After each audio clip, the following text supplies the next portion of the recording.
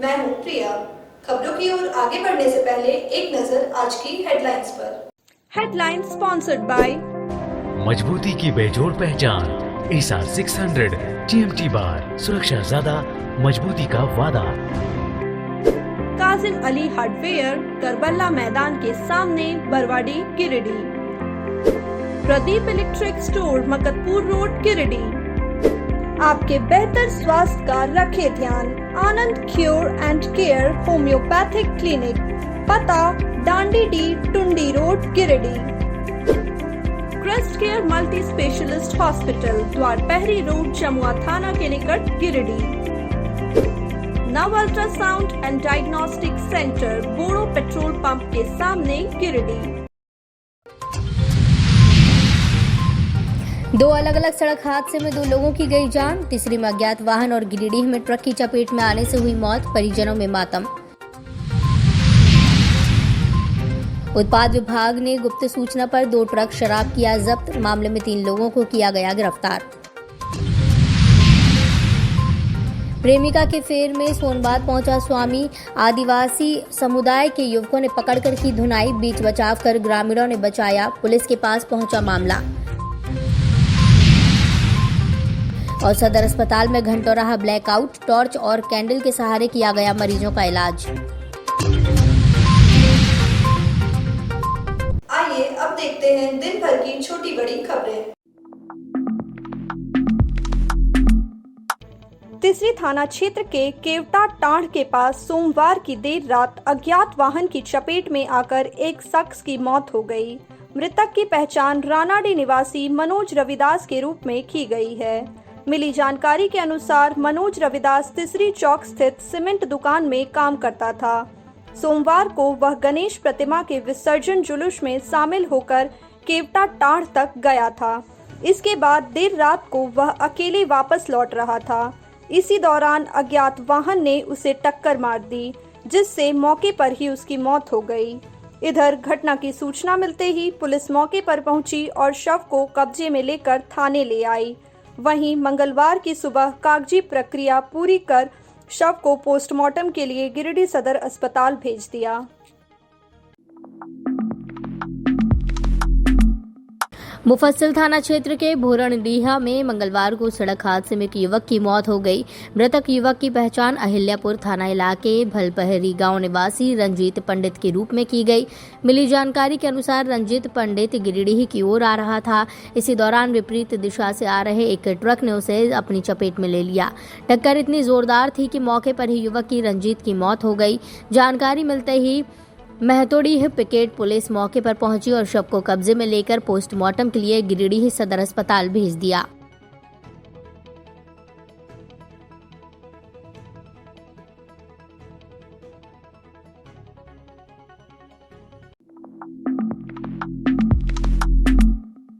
प्यार में अंधा एक व्यक्ति कथित स्वामी मंगलवार को प्रेमिका को ढूंढते हुए बेंगाबाद प्रखंड के सोनबात पहुंचा। उसने प्रेमिका को ले जाने की कोशिश की, लेकिन मामले की भनक पर काफ़ी संख्या में आदिवासी समाज के युवा जमा हो गए और प्रेमिका को जबरदस्ती ले जाने का आरोप लगाते हुए कथित स्वामी की पकड़कर धुनाई शुरू कर दी।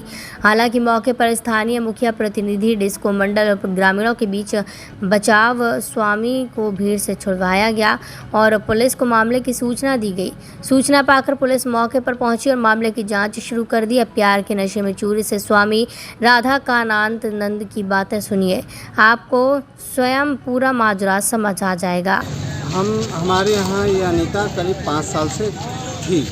उसको टीबी का रोग हुआ था, हमने इलाज करके ठीक कराया, इसलिए हमारे साथ रहती थी। और हम दोनों ये निर्णय लिए कि हम लोग साथ रहेंगे, साथ जिएंगे, यानी हम लोग शादी ये शादी नोटरी पब्लिक में हम लोग, ताकि हमारे मरने के बाद हमारी सारी जो आश्रम की संपत्ति और दायित्व का इसको भार मिले, इसलिए हमने वैसा किया था।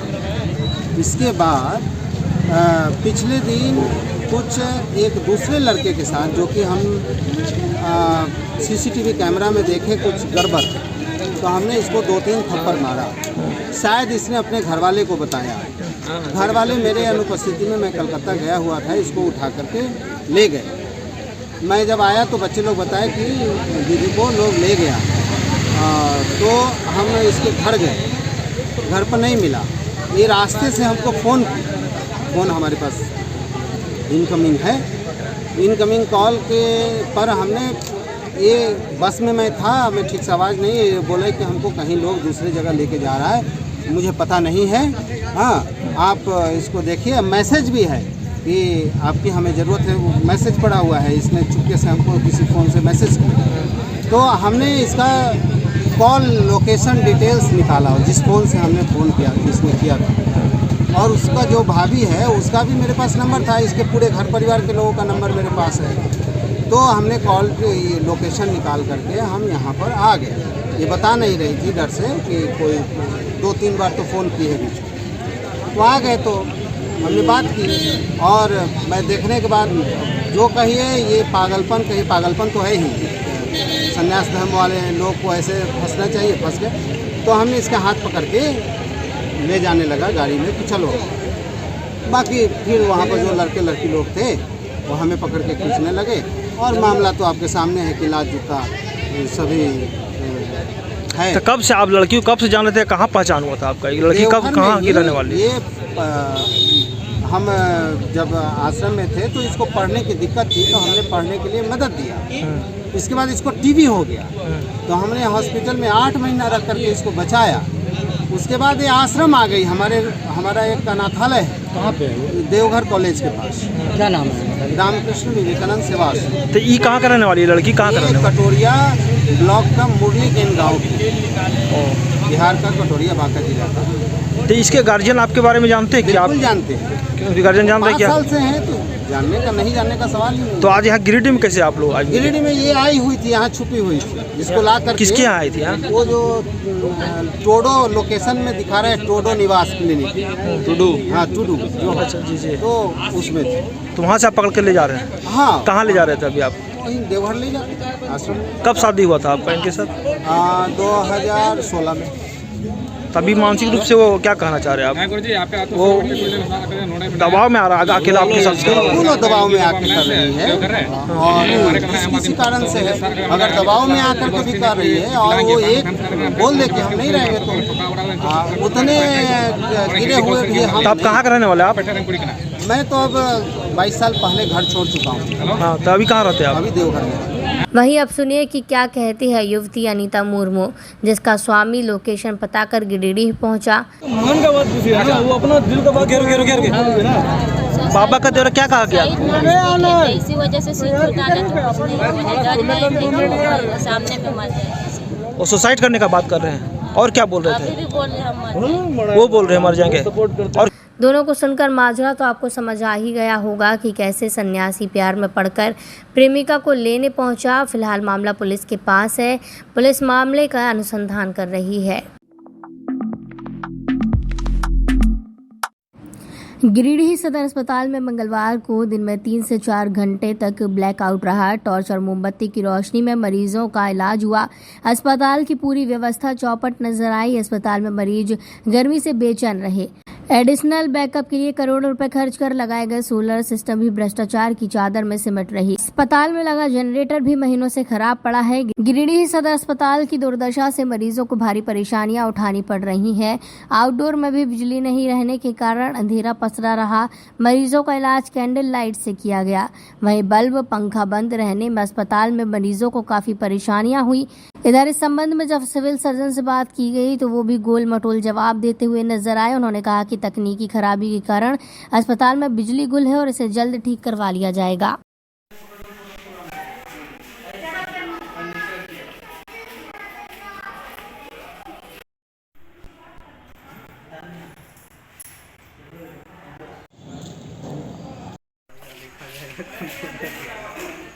मिली है लोकल लाइन में कहीं फॉल्ट था, जो जिसके लिए मिस्त्री को बुलाया गया है और वो ठीक कर रहा है।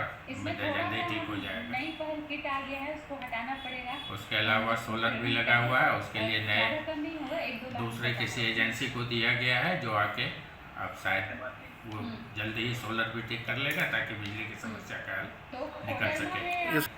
अभी तक उसका प्रॉपर हम लोग को हैंड ओवर नहीं मिला है। आपका पलामू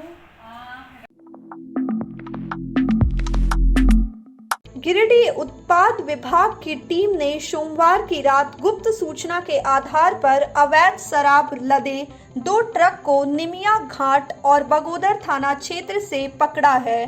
ट्रक में 2 करोड़ से ज्यादा का अवैध शराब होने की बात कही जा रही है। इस दौरान उत्पाद विभाग ने 3 लोगों को भी गिरफ्तार किया है। इस संबंध में उत्पाद अधीक्षक सुधीर कुमार ने बताया कि गुप्त सूचना के आधार पर पुलिस के सहयोग से यह कार्रवाई की गई है।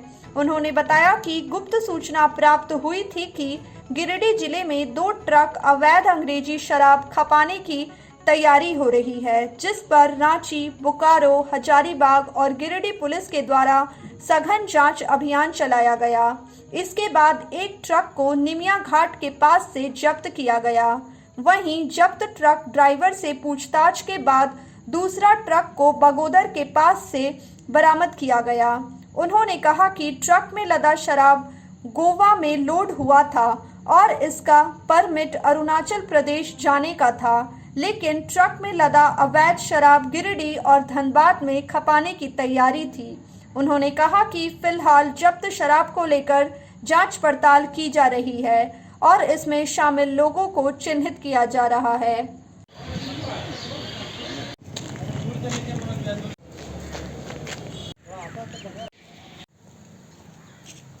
हम लोग को गुप्त सूचना प्राप्त हुई थी कि हम गिरिडीह होकर के वो 2 ट्रक फॉरेन लिकर वो नाजायज़ ढंग से यहाँ से अरुणाचल प्रदेश परिवहन किया जा रहा है।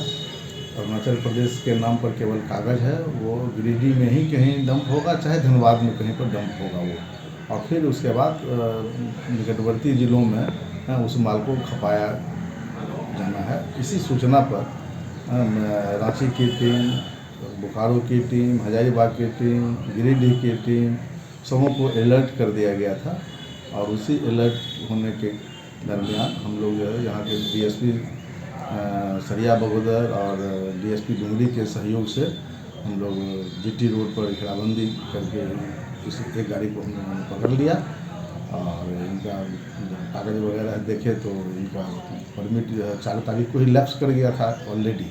हाँ, फिर भी ये 5 तारीख को रात में घूम रहे थे पूरा गिरिडीह और यहाँ का अपना लोग करके कुछ माल भी बेचने उचने की शिकायत प्राप्त हो रही थी कि कहीं कहीं माल बेचे भी, तो उसी के सत्यापन के लिए, कागज़ के सत्यापन के लिए हम लोग ले आए और इसी के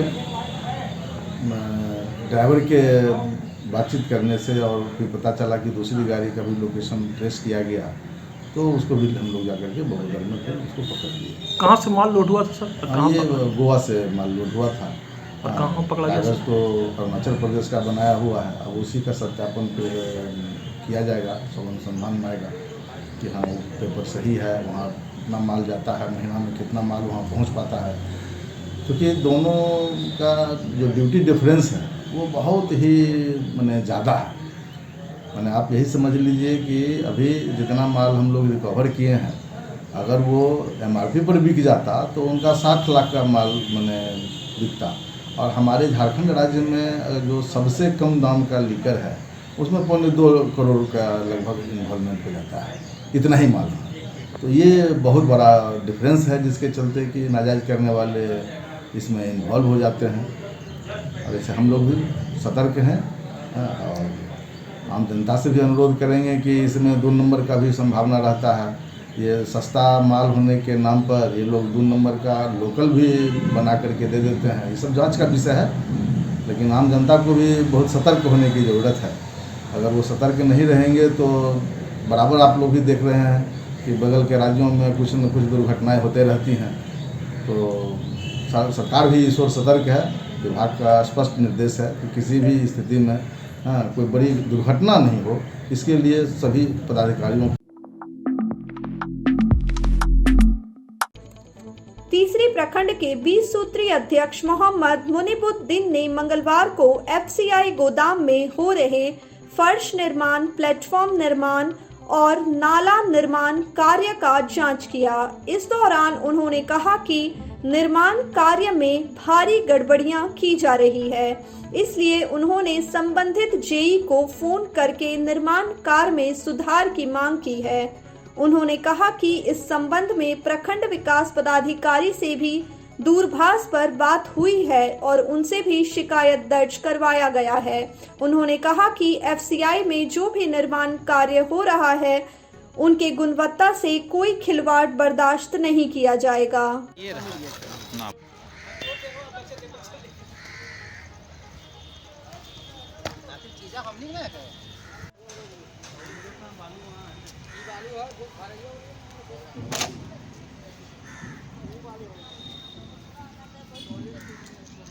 और पीसीस भी बन रहा है, उसमें घटिया ईंटा लगाया जा रहा है और कच्चा ईंटा है बिल्कुल सड़ा हुआ, और बालू भी सही नहीं है, उसे नाली बनाया जा रहा है। बताइए कितना दिन टिक रही है। इसलिए अभी इस काम को हम लोग रोकते हैं। बीडीओ साहब से भी बात की है, बोले ठीक है हम पता करते हैं कहाँ से काम हो रहा है, हमको पता भी नहीं। बीडीओ साहब बोले कि हमको पता भी नहीं किस विभाग से काम हो रहा है। हम लोग पता कीजिए, लगता है जिला परिषद से शायद, उसी के पता करते हैं। ठेकेदार का नाम पता है? नहीं पता तो नहीं है। साइंस वर्ल्ड कोचिंग संस्थान के द्वारा शिक्षक दिवस के अवसर पर सिहोड़ी स्थित कुशवाहा छात्रावास में कार्यक्रम का आयोजन किया गया। कार्यक्रम में मुख्य अतिथि के रूप में कुशवाहा संघ के अध्यक्ष इंद्र नारायण वर्मा एवं विशिष्ट अतिथि के रूप में डॉक्टर कुलदीप नारायण उपस्थित हुए। कार्यक्रम में अतिथियों व शिक्षकों को संस्थान के विद्यार्थियों ने स्वागत गर्मजोशी से किया। तो वहीं कार्यक्रम की शुरुआत शिक्षकों ने डॉक्टर सर्वपल्ली राधाकृष्णन की तस्वीर पर तिलक लगाकर पुष्प अर्पित कर की। इसके बाद केक काटकर सांस्कृतिक कार्यक्रम की शुरुआत की गई। कार्यक्रम में विद्यार्थियों ने शिक्षकों के सम्मान में एक से बढ़कर एक नृत्य, सॉन्ग, नाटक प्रस्तुत कर कार्यक्रम में उपस्थित सैकड़ों विद्यार्थियों और अभिभावकों का दिल जीत लिया। कार्यक्रम के दौरान डॉक्टर कुलदीप नारायण ने अपने संबोधन में विद्यार्थियों को लक्ष्य निर्धारित करने के कई टिप्स शेयर किए। साथ ही कहा कि बिना लक्ष्य का सफलता हासिल करना संभव नहीं होता। विद्यार्थियों को जीवन में क्या करना चाहिए, क्या बनना है, ये पढ़ाई के दौरान ही तय कर लेना चाहिए, तब जाकर समय पर मंजिल मिलती है। वहीं संस्थान के निदेशक रविंद्र विद्यार्थी ने छात्रों को संबोधित करते हुए कहा कि छात्रों के बिना शिक्षक अधूरे होते हैं। हम एक दूसरे के पूरक हैं। एक ओर जहां शिक्षक विद्यार्थियों को गढ़ने का कार्य करते हैं, तो वहीं विद्यार्थी भी शिक्षकों के बताए मार्ग पर चलने का प्रयास करता है। इस अवसर पर मंच का संचालन अजय तरवे, नीरज और रिद्धिमा ने किया। कार्यक्रम को सफल बनाने में संस्थान की श्वेता, राखी, अंजलि, मिष्टी, नेहा, निक्की, खुशी, ललिता, मनीषा, अमित, आशु, नवीन, रामजी, राहुल, विक्रम, शहनवाज आदि विद्यार्थियों की सराहनीय भूमिका रही। रोशन हो गई महफिल किसके नाम से, ये कौन आया है? रोशन हो गई महफिल किसके नाम से, मेरे घर में जैसा सूरज निकलता है शाम से। जोरदार तालियां।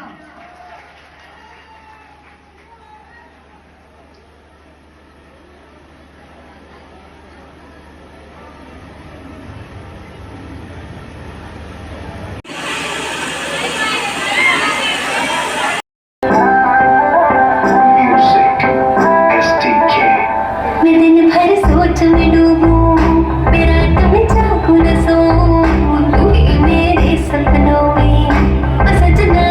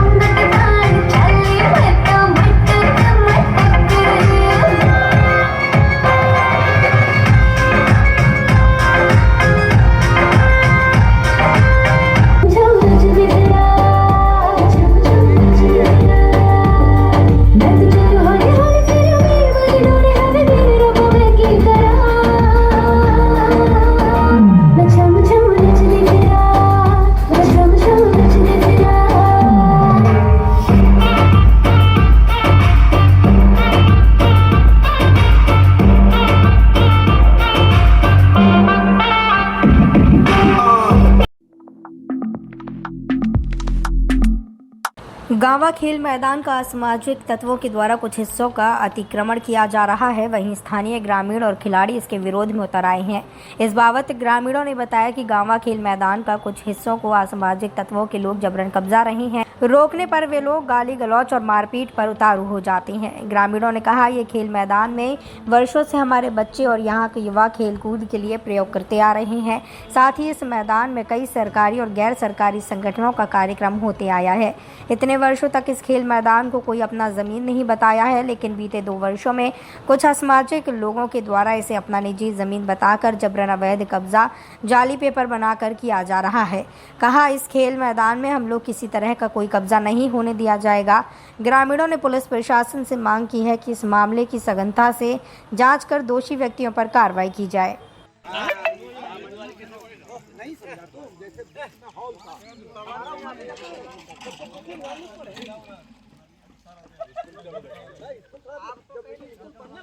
फुटबॉल या अन्य तरह के खेल कूद के कार्यक्रम हमेशा होते रहे हैं लगभग 50 सालों से। हम लोग भी जब से हम लोग जन्म लिए हैं, जब से हम लोग होश संभाले हैं, तब से हम इस खेल ग्राउंड को देख रहे हैं। यहाँ हम लोग खेलते हैं। हमारे दूर दूर के और प्रखंड के दूसरे पंचायत के बच्चे भी यहाँ आकर खेलते हैं। इस खेल मैदान से कितने बच्चों का भविष्य संवरा है, कितने बच्चों को जो है पुलिस विभाग में नौकरी भी मिली है।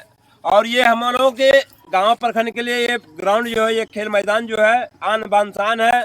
और कुछ 2-3-4 लोग जो है सो बाजबरन इस ग्राउंड को अपनी मैंने क्या कहते हैं कि कुछ कागज नकली या जो भी हो, जिस तरह के कागज हो, दिखाकर कह रहा है कि ये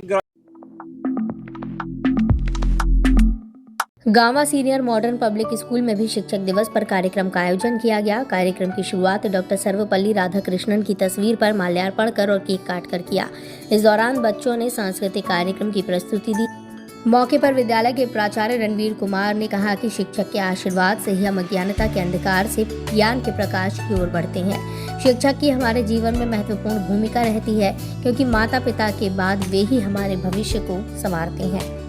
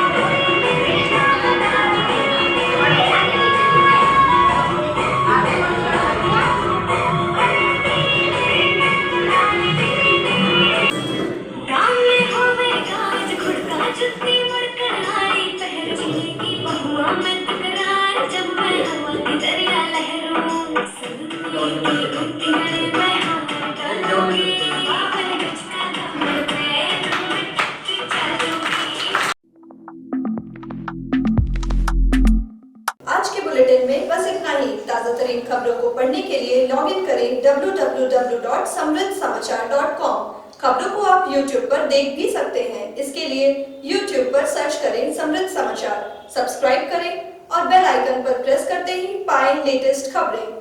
तो दीजिए हमारी पूरी टीम को इजाजत। नमस्कार।